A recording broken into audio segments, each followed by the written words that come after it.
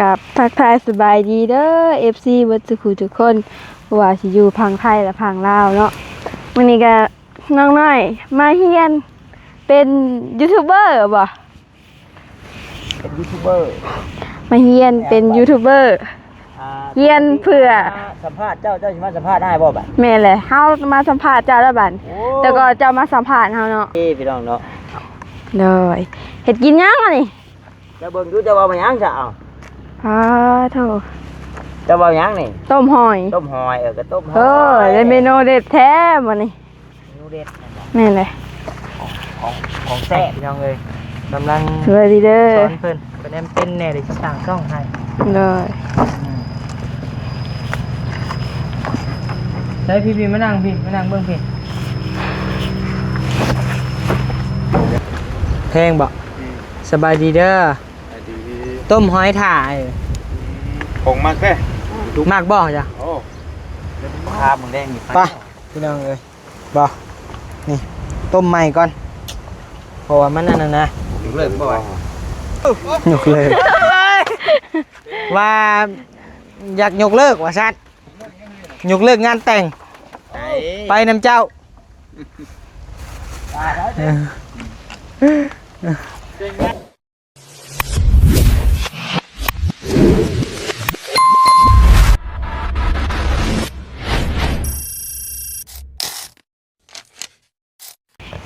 มากับทักทายสบายดีเด้อ FC วัดสุขุทุกคนว่าสิอยู่พังไทยและพังลาวเนาะวันนี้ก็น้องน้อยมาเฮียนเป็นยูทูบเบอร์บ่เป็นยูทูบเบอร์มาเฮียนเป็นยูทูบเบอร์เฮียนเพื่อสัมภาษณ์เจ้าสิมาสัมภาษณ์ได้บ่บัดแม่นเลยเฮามาสัมภาษณ์เจ้าแล้วบัดแต่ก็เจ้ามาสัมภาษณ์เฮาเนาะเอาคืนละบาดเนาะสบายดีเด้อสบายดีพี่น้องเนาะเลยเฮ็ดกินยังอ่ะนี่จะเบิ่งดูจะว่ามันยังจะเอาโธ่จะว่ายังนี่ต้มหอยก็ต้มหอยได้เมนูเด็ดแท้มื้อนี้เมนูเด็ดแม่นเลยของแซ่บเด้เฮ็ดแซ่บๆแล้วบาตาเด้อแซ่บนัวกับบ่มีว่ะโยนัวบ่ซื้อวะอีแม่บ่อ่ะว่าเอาบนคนอยู่แบงไว้เด้อใส่กระตุกไว้นั่นเลยเครื่องไว้เด้อบัดเดิมออกไปหน้าเด้อโดยเอาออกมาเด้อโดย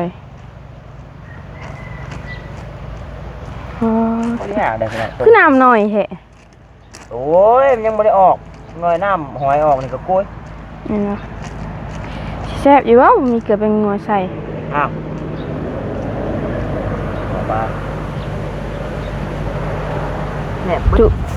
จูพายกระแดดแปลนแปรโหแต่แท้แดดว่าบ่อื่นกับบ่เฮ็ดนะบ่เฮ็ดบ่นี่มักลำบากบ่เขาบอกว่าลำบากแล้วจะได้ดีเห็นบ่มักความลำบากเนาะบ่มักความสบายยกมันมีบ่นี่เด้แข็งแดดเฮ็ด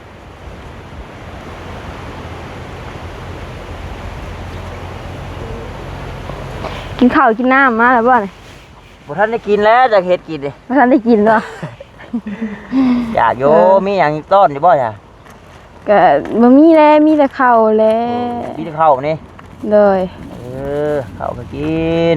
มีแต่ข้าวละลายแล้วมีหยังกินเบิดพักมันก็บ่ลงแล้วเขาลดอันนั้นมั้ยก็ลดได้บวงบ่มีบ่วงไว้ใช่มั้ยบวงกันเด้อมาไม่ใช่ยูทูบเบอร์บ่สวัสดีเด้อเดี๋ยวเฮ็ดอะไรเฮ้ยมันตาจะคือใช่ยูทูบเบอร์โอ้บุพานมาเบิ่งจิรอเนาะบ่าวนิ้วซื้อหยังบ่าวนิ้วซื้อจิรอมาต้อนน้องน้อยให้น้องน้อยใส่ขี้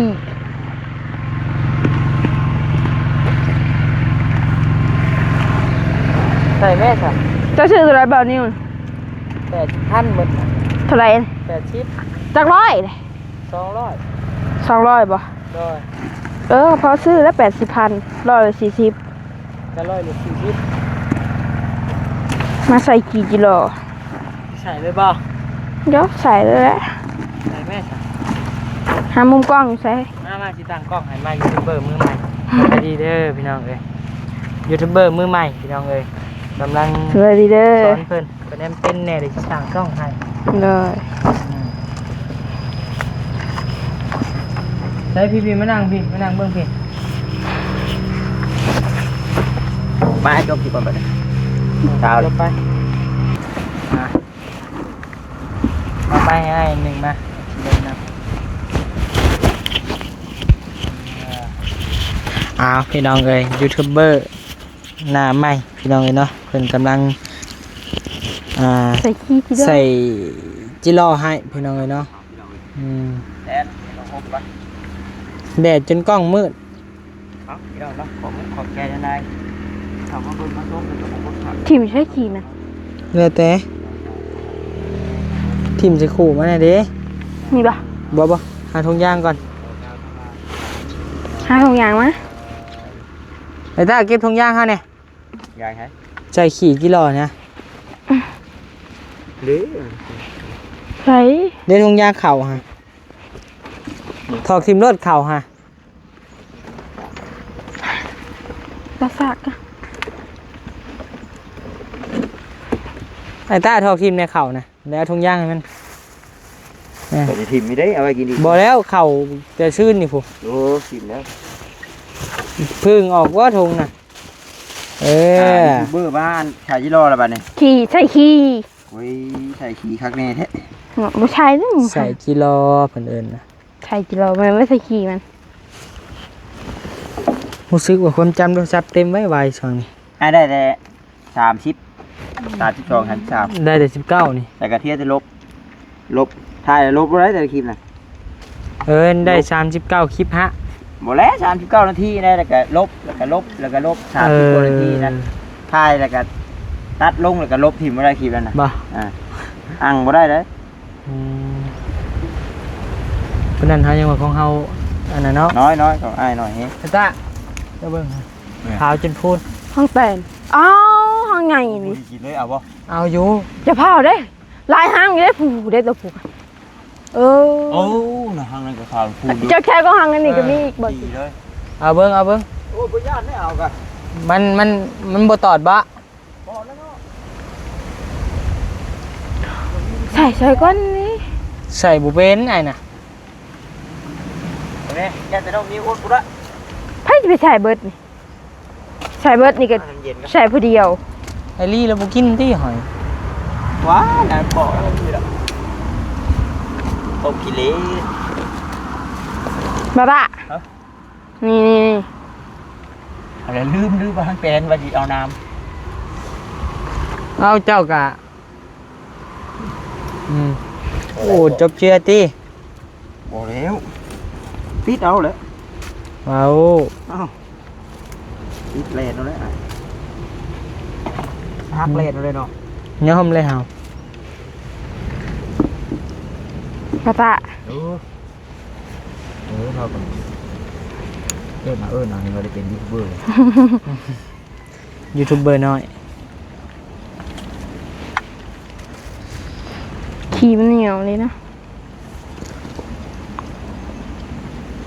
มันมีเกลือเป็นนัวโอ้ย ชุดเต็มเท่านี้ติ ต้มหอย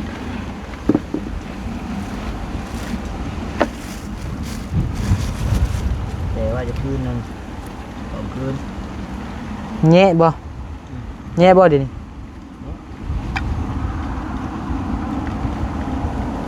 ก็ครบมือกัน เด้ลีมาเลย มาแล้วพี่น้องไอ้ลูกพี่ลีครับเสียงน้องโอกมากจริง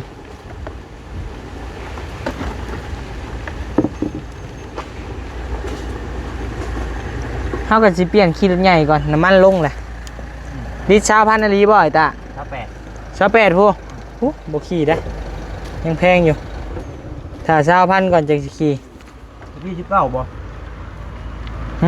ช่วงที่19บ่ 19เช้านี่ยังสิเป็นตะขี่ได้อยู่แนม28มันอยากนักอยู่โดยไอ้ลี่น้ำมันลิตรเท่าไหร่ 28บ่ 28หาแต่เติมบ่จักอะ บ่เ เห็นป้ายเติมมา อยู่ไทยจักบาท 41 41 บาทตกเงินกี่พันเท่าไหร่ฮะ เพลงกูทักเพลงกูเล่าอยู่เด้อ แพงบ่ อืม สบายดีเด้อ ไอ้ดี ต้มหอยถ่าย ของมากแค่ มากบ่จ้ะ โอ้ เดี๋ยวผมว่าบ่มีได้ หอยอันนี้ได้บ่เป็นหอยในอื่นได้ แกหอยนี่แหละ อย่าว่าหมักหอยเสือหลอกเสลี่ไปมันบ่มีมันมีแต่หอยจูบ อันนี้ข้าวน้องต้าเป็นสร้างข้าว อ่า กับปิ้งไก่อ่ะ กินน้ำแล้ว เจะหมักบ่หอยนี่กะ มาอยู่กินอยู่ ยันว่าจะบ่กินคือปลา กินนอนหน่อย ยูทูบเบอร์ใหม่ได้นี่ ปะบติงแท้ ได้ยินบ่ ฮะ ยูทูบเบอร์ใหม่ได้ค่ะ จะ YouTube บ่ บ่ ชอบเด้ อย่าทำลายมันสิอย่าใส่มัน เอามา อย่าทำร้ายมันสิหนูอย่าใส่มันเอามาจะใช้อันนี้นะ ชื่อเอา ซื้อมา อืม ซื้อมาตัวเองบ่ใส่ อืม ครัวบ่เป็น กลัวผมเอง โอ้ กินหอยบ่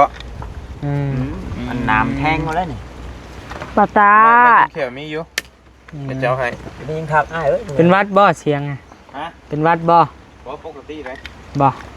ยังเห็นมหาเสน่ห์ อืมเด็กเสน่ห์แรงเนาะช่วงนี้เนาะ หาเสน่ห์เด็กน้องน้อยโอ้ผัดไทยนอนเลยบ่น ปาตา ไปจังหวะกันเด้อพี่น้องเด้อ อินแล้วข้าวมึงแดงอยู่ ไปพี่น้องเอ้ยบ่นี่ต้มใหม่ก่อนเพราะว่ามันนั่นน่ะนะ เลิกบ่อย ยกเลิกยังเฮ้ยเดี๋ยวนี้ฮะ เลิกแล้วไปกับไปดีไปหาเงินก่อน อย่าว่าในนั้นเนาะมัน เอ้า เขาอยู่นำกันหลายบ้านหลายปีเลยจะไปเห็นในนั้นได้ เดี๋ยวผู้ใหญ่เพิ่นพูด เนาะผู้ใหญ่เพิ่นร่วมกันเนาะเพิ่นเอาไปจากร่วมกับผู้ใหญ่ ท่านแหละจะ เบิ่งแม่ลีเจ้ามาเลยเปลี่ยนความคิด ท่านแหละจะเอาลูก ว่าอยากเช่าว่าอยากยกเลิกว่าซัดยกเลิกงานแต่งไปนำเจ้า เจ๊งงานแล้วบ่ ใช่คือบุคลรถได้ ยัง เดี๋ยวหน้ากูเด็กมัน นี่ เข่าแต่ชื่นนี่พวกนะ กำลัง ข สิ อ เว้า บ่เนาะ ฮะ ขอมื้อใดน่ะ เพิ่นเด้อยัง ยังไปถามชามมึงอยู่ อันนี้ยังบ่ฮู้ซ้ำแสดงว่าเฮาก็บ่ได้ว่านอกกันนี่เนาะ เพิ่นนั่นน่ะเด้ ผมจะไปสู้คอเลยก็ไปคอแล้วไปไหวไปคอเนาะแต่ก็ว่า ผู้ใหญ่ถามกันตัวนี้ ว่าตาว่าถาบทามแล้วว่ะ มันยังขับถาม อ้าวว่าเดี๋ยวผู้ใหญ่เขาไปคุยกันเรื่องขาดองขาแดงเด้ เนี่ยแบบว่าไปถามมึงก่อนสินะไอ้ลี ไปจุ เออ ผู้ใหญ่ทั้งสองฝ่ายไปจุกันบอก เออ บ้านเพิ่นเอิ้นจุเนาะบ้านเพิ่นเอิ้นจุบ้านเฮาเอิ้นทับทาม จะเฮา ทาบทาม จักเอิ้นแนวใด ไปลุลวงกันถามกันคร่าวๆใช่ป่ะ แม่น คาดองถ้าได้ยังแล้วก็ตกลงปรุงใจเลยนัดคอกันมานี่บอก แม่น ไปเจอยังไม่ได้คอได้เนาะ ยัง ต้องมีลามเด้ เนาะ อาบอลีเป็นลามเป็นยังเนาะ จะลอยก็บาเจอเกยเปย ว่าจะอ้ายปะ ก็ไปนั่งฟังน้ำเนี่ยจะได้อยู่ ไปนั่งมาดดีใส่แว่นดำบ่ โอ้ สุดๆเลยตีลามเนาะ ลามเกินไม่เท่าใช่ไอ้ยังมูไปย่าแล้วเดี๋ยวนี้ ตะกี้เคยบ่ ก็เคยไปกับลุงเฮิมเท่าไหร่กับลุงเฮิมได้ว่า โอ้โตอัน นี่เด้นะคำใต้นี่ เ นะคำใต้นี่กันมา อ่ะของไผ่เนี่ยคำไทย อันน้องชายน้องทั้งเมีย เอามาเอาอยู่พี่บ่ แต่ว่าป้าแล้ว เอาไปเลย ใกล้ๆเพื่อนน้องลอยเห็นได้ยัง เอ ยั อน น้องลอย บ่ได้ฮู้ได้ ไปมาปล่อยอย่างนี้เพื่อน ไปใช่เขาก็จะไปนำไป ไปใช้ ไปพูดแล้วพอดีอาจีพาไปเลย ไปบุกินข้าวกันบ่ บ่เฮามันยังบ่ได้สบายมาก ไปใส่ พาอ้ายเพิ่นไปหาน้องๆเพิ่นก่อนพอดีว่าเคสที่บ่นิวโพสต์คลิปลงหั่นแหละพี่น้องเอ้ยเนาะก็สิพาทั้งลูกพี่ใหญ่เฮาไปผลักดันซอยกันนะพี่น้องเนาะไปเบิ่งนะพี่น้องเนาะไปเบิ่งไปแยง ได้ผู้เพื่อนได้สมบอกได้ โอเคเดี๋ยวสิปักหมุนให้ เอาเบอร์ไว้ กำนัดเบาหวดพร้อมได้มันย้ำซ้ำก่อน โดยไป ไปว่าพร้อมกันบ่ ไปพุ่นนะบ่ได้ไปเลยค่าพี่เพิ่นนัดเว้ากันมื้อนี้ เอามือนี่เลยบ่ แม่น เอาเลย มือแรงนี่ได้ มื้อแรก จะมุ่งเลยน่ะ 7:30 บ่ไปก็ได้7:30นอ่ะ เอาแม่นแล้วบ่ให้ยังมาดอกแต่9:00 นได้ยังหน่อยนะ โดย เพื่อจะได้มา มาสิว่าโตนได้เนาะ อ่า ว่าดอกให้มือ เพิ่นว่าสิยกเลิกอยู่เพิ่นว่าสิยกเลิกอยู่ อั กิ น น นี้ นี่ ไปหาเงินเนาะหาเงินยังทํก่อน เว้ยได้ลูกสาวเขาเลยได้ เพิ่น มาอยู่เหมือนกันเลย จักปีจักชาติเลยติสิไปยกเลิกมื้อนี้มื้อเดียวเว้าสิมาหาเงินมื้อนี้มื้อเดียวนะว่าไง ไม่นะคันว่า ใส่สูตรเจ้าหั่นแหละ ช่วยค่อยบ่ โอ้ ให้ดูบ่ดิวโหดเด้ ตียอดพอเฒ่า ตีเอาเว้าเนาะบ่เท่ามันบ่ดีเลยจังตี ได้ระวังด้วยดอกน้อย เฮ้ยว่าไง พอเจ้าให้เงิน บ่เลยบ่เกี่ยวเลย ให้เงินเจ้า บ่เฮาบ่เกี่ยวนํมัน อ้าวพอเฒ่าไม่เฒ่าระวัง นี่เนี่ยสิบุเพพวกนี้เนาะนี่กันมาเนี่ยก็เล่นไส้กันเบิ่งดู มื้อใดเนี่ยมื้อเช้ามื้อคืนว่านนี่ก็ ว่านี่ ด้ามเสียมเว้าเกือบซับหัวเขาอยู่นี่โอ้เฮาอ่ะ คือสิบุค่อยมีไผย่อมไผนะเบิ่งชงแล้ว อันสุดท้ายน้อมเมียแล้ว กันได้มาอยู่ร่วมกันดีๆนะ เออ บ่มีหรอก แน่ปากแข็งแต่ใจอ่อนนะ เนี่ เนี่ย บางได้อัน ไปดิแม่ไปซะบ่จ้าไหม เกลียดเธอแล้วกัน ไปแม่จ้า ไปแล้ว ไปอาจจะดูไปหรือบ่ไป ไปเอาก็ไปเด้อ จ้า เบิ่งเด้อเห็นมันแล้วเด้อเดี๋ยวให้กลับมาเจ้าเบิ่งรถ ไม่ในคอเด้ ลืมเฮ้ย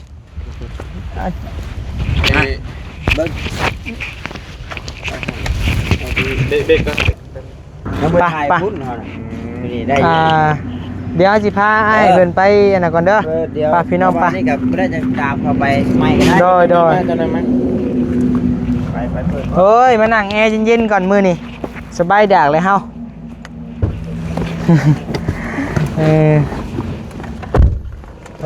ต้อง เป็นได้ไงเป็นน้องที่เจ้าว่า อ๋อกะไทยต้นอยู่อยากเฮียนว่าซั่นแต่ว่าบ่มีทุนเฮียนน้องเพิ่นว่าเฮือนซ่านก็มีอยู่ในบ้าน แต่ว่าออกมาเที่ยวไปเที่ยวมาในเถียงนะ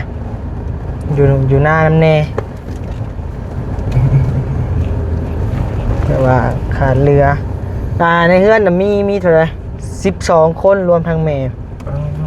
ครอบครัวยังบ่ได้สั่งครอบครัวจักคนเลย ได้เห็นน้องนิ้วทรงหาว่ายังให้ไปเบิ่งน้องคนทรงพี่น้องบ่ โดย ก็เลยว่า เห็นเป็นดูหมันนะเป็นไปขุดจิรอมาขาย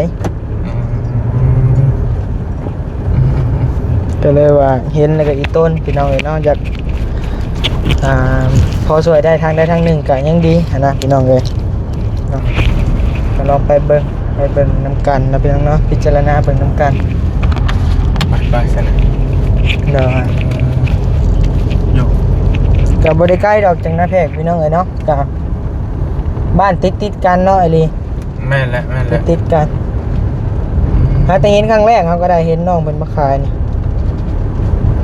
กระตุกทางมานี่บ่ แม่น แต่เก้าก็แม่ชุดแรกก็จะบ่ได้ค่อยขายดอกแต่เริ่มแล้วนี่ยามฝนนี่เด้ เด้อ ทั้งเห็ดทั้งหน่อไม้ทั้งเขียดทั้งกบทั้งเขียดยามแรงน่ะสิบ่ค่อยมีเขาเจ้าขายยามแร ก็ ง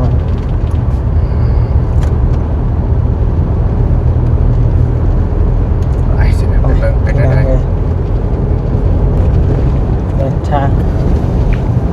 กำเฮามีแผนไปทางไหนแหน่มื้อนี้ลูกพี่ ก็นัดเบาหวดไว้ว่าอยากเราบอกแต่มือก่อนว่าอยากพาไปเบิ่งหมู่บ้านหนึงเพิ่นอยู่ในเมืองอาสะพรนั่นแหละ โดย แต่บ่มีไฟฟ้านะขาดแคลนหลายอย่างยกที่แค่เป็นชนเผ่าเล่าเทิงนั่นแหละอพยพมาอยู่บ่ตามระบบ โด นั้น ย ก็เลยว่าก็เลยนัดเราว่าเอาไปเบิ่ง โดย นี่ก็ได้นัดแล้วประมาณ2 โมงปลายๆเด้อสิฮอด นี่ก็2 โมงแล้ว แต่ก็ยายแล้ว6 โมงมันยังแจ้งอยู่ โดย แต่เว้นมันตกช่วงนัดเราไว้แล้วไปเบิ่ง ลองเบิ่งพี่น้องเอ้ย